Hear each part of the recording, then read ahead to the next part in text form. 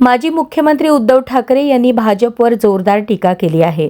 त्यांनी विचारलं, पाकिस्तानसोबत क्रिकेट खेळणार, आता सिंदूर गेला कुठे?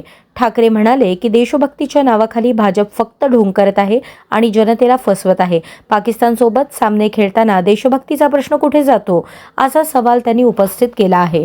ठाकरे यांनी भाजपच्या दुहेरी भूमिकेवरही निशाणा साधला। वो आपले पंतप्रधान म्हणाले की खून और पानी एक साथ बह नहीं सकता।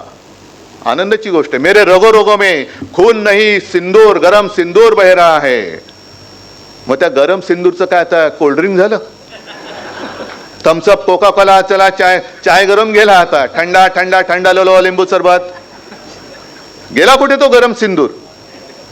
पाकिस्तान बरोबर तुम्ही क्रिकेट खेळायला परवानगी देताय?